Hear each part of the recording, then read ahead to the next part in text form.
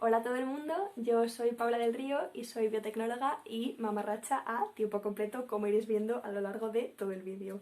Y os voy a hablar de un tema que seguro que os suena, que es el coronavirus. Efectivamente, igual os suena porque, no sé, ha causado una pandemia a nivel mundial o estáis en casa viendo Netflix por su culpa, pero tranquilidad que no voy a repetir los típicos mensajes de por favor no arraséis con el papel higiénico del supermercado, sino que os voy a contar una cosa muy interesante y que está creando mucha confusión, que es cómo funcionan los test de detección del coronavirus. Básicamente voy a hablar de los dos más importantes. Por un lado, la PCR, que detecta la presencia del virus, y otro test complementario, que son los test rápidos de coronavirus, que lo que detecta es si el cuerpo en algún momento se ha enfrentado a esa infección viral y ha generado inmunidad con respecto a ese coronavirus. Entonces, antes de nada, lo que voy a hacer es hacer una pequeña introducción sobre los virus, porque yo me los imagino como ese colega con el que te toca hacer un trabajo grupal y en muy cachondo no hace absolutamente nada y coge el último día y se aprovecha de todos tus medios para su propio beneficio. Bueno, pues esos son para mí los virus. Básicamente infectan, en este caso el coronavirus, SARS-CoV-2, infecta nuestro sistema respiratorio y utilizan nuestra maquinaria celular para su beneficio, que es multiplicar su material genético, replicarse. Su material genético, que en este caso es ARN, quedaos con el dato que luego entra, ¿eh? Entonces, os voy a explicar la primera técnica, que es la PCR. La PCR lo que hace es detectar la presencia del virus y os lo voy a explicar con un ejemplo que seguro que entendéis, que es el río más bonito y más caudaloso de España, el Manzanares, ¿vale? Entonces, imaginad que entre todos los patos mutantes que tiene que haber ahí, todas las gaviotas de 3 ojos, todos los peces con piernas, queréis detectar si hay un pez concreto, en este caso el siluro, ¿vale? Imaginad que queremos ver si hay en nuestra muestra, que es el río, una diana concreta, que son los siluros. Pues usaremos un cebo específico, que en este caso será pues comida de siluros. Yo no soy bióloga, aunque mi abuela se empeñe en que sí, así que ese será nuestro cebo específico, comida de siluros. Entonces, a la hora de pescar con ese cebo específico puede haber dos resultados. Resultado positivo, que algo pique y por tanto podemos decir, ah, vale, hay siluros. O resultado negativo, que nada pique y digamos, ah, vale, no hay siluros.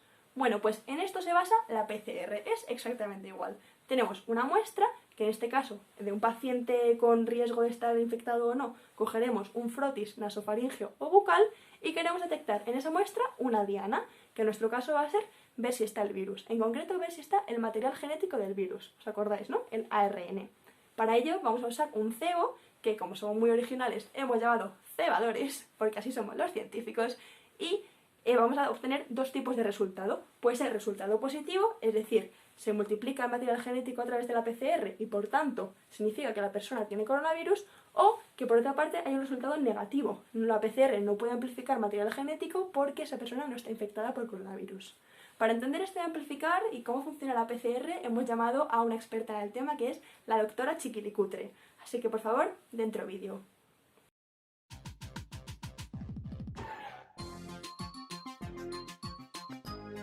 PCR, PCR. PCR, PCR. La PCR mola mogollón. De un poco de ADN te saca un montón. Dale reactivos a esa maquinita que te amplifica una muestra pequeñita. Pon a tu muestra con ADN un poco de tampón. Mucha historia no tiene. Los nucleótidos, los cebadores, la polimerasa con sus cofactores. La PCR se hace así. 1. Desnaturaliza. 2. Anillamiento. 3. Elongación. 4. Repítelo. Desnaturalizar separa las cadenas, queda el ADN libre para las nenas. Anillamiento es la unión de cebadores, son complementarios, se unen de mil amores. La elongación extiende las copias, ¿te estás enterando o estás en la inopia? Después de todo, repite el proceso. Pégale, colega, al ciclo que tú sabes de eso. En la PCR muchas aplicaciones, siempre nos ayuda en las investigaciones. En caso de pandemia, a nivel global, detecta positivos por infección viral. La PCR se hace así. 1. Desnaturaliza. 2. Anillamiento. 3. Elongación. 4. Repítelo. PCR, PCR. PCR, PCR. Quizás conocéis aplicaciones sanitarias como detectar enfermedades hereditarias. En caso de crimen, al culpable haya. El asesino piensa, ¿por qué no te callas? La PCR se hace así. 1. Desnaturaliza. 2. Anillamiento. 3. Elongación. 4. Repítelo. PCR, PCR. Bueno, y después de este derroche de talento y de glamour hay que quedarnos con una idea principal, que es que la PCR amplifica material genético para detectar si está nuestra diana o no, el ARN o no. ¿Qué sucede? Que estamos hablando de ADN en el caso de la PCR, pero nuestro coronavirus tiene ARN, entonces solo te falta un paso inicial, que es convertir el ARN en ADN con una enzima que se llama retrotranscriptasa, y luego podemos seguir con todo lo que hemos explicado, con el ciclo de amplificación. Así que lo que habéis visto es que la PCR, la primera técnica, detecta la presencia del virus. Pero es que hay un segundo tipo de test, yo he dicho, hay test rápidos, que lo que detectan es si el cuerpo de esa persona se ha enfrentado en algún momento a ese virus o no. Y lo detectamos gracias al sistema inmune, porque en caso de infección hay dos respuestas paralelas. Por un lado está la inmunidad innata, que responde a la infección de forma general, inespecífica. Es un poco como cuando en un tipo test o en un examen te preguntan algo que no tienes ni idea y haces así una respuesta poco específica a ver si cuela, ¿no? Pues así es la inmunidad innata. Por otra parte está la inmunidad adaptativa, que responde de forma específica al patógeno que nos está atacando. En este caso respondería con anticuerpos producidos por los linfocitos. Entonces, si detectamos estos anticuerpos, significa que la persona ha sido expuesta a esa infección viral y ha generado inmunidad. Por lo tanto, podemos decir que esa persona en algún momento ha sido infectada por coronavirus. Entonces, esta técnica se llama inmunocromatografía y es exactamente en lo que se basan los terribles y amados test de embarazo.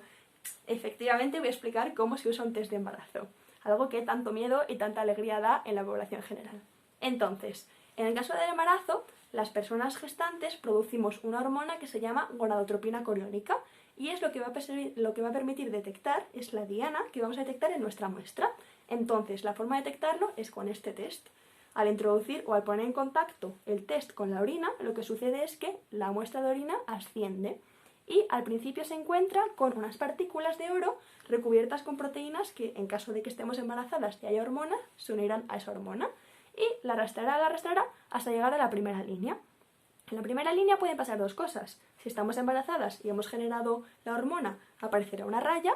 Si no estamos embarazadas y no hemos generado la hormona, no será reconocida y por tanto la muestra seguirá subiendo, sin que aparezca aquí la raya. Al final, en ambos casos, estamos embarazadas o no, el test hace que la muestra llegue hasta esta segunda línea y que aparezca esta raya siempre, siempre, porque esto es un control. Entonces, tenemos dos posibles resultados. Tenemos resultado positivo, aparecen dos líneas, una indicando que hay hormona y otra indicando que el test funciona, o resultado negativo, que significa que no aparece raya porque no estamos embarazadas, pero que el control indica que el test ha funcionado, la segunda línea aparece. Por lo tanto, no estamos embarazadas. Así que este es el mismo funcionamiento que los test rápidos del coronavirus, solo que en este caso la muestra es sangre y lo que queremos detectar es anticuerpos generados contra la infección viral. Así que, al igual que en el test del embarazo, tenemos dos resultados posibles. Si aparece la primera línea, significa que se han generado anticuerpos contra esa infección viral y, por tanto, esa persona se ha expuesto en algún momento a ese virus, al coronavirus. Si solo aparece una línea, esta no y esta sí, significa que el test ha funcionado porque tenemos un control, pero no ha sido expuesta a la infección por coronavirus. Significa que esa persona nunca se ha tenido que enfrentar. Y esto es muy importante porque nos permite hacer un cribado entre los pacientes y así no colapsar el sistema sanitario, que estamos viendo que es un caos, ¿no? Entonces lo que podemos hacer es aplicar los test rápidos, que se tardan 15 minutos, en vez de la PCR, que se tardan 4 horas. Y solo en el caso que sea necesario, después del test rápido, algunos pacientes hacer una PCR, será en el que se haga, permitiendo un margen para que el sistema sanitario no colapse. Entonces, como conclusión de todo esto, después de toda esta turra, os tenéis que quedar con dos ideas principales. La primera, que hay dos test, hay dos tipos de detectar el tema del coronavirus que son complementarios. Uno detecta la presencia del virus, es decir, la PCR, y otro detecta si el cuerpo ha generado una respuesta frente a ese virus, es decir, los anticuerpos, mediante los test rápidos.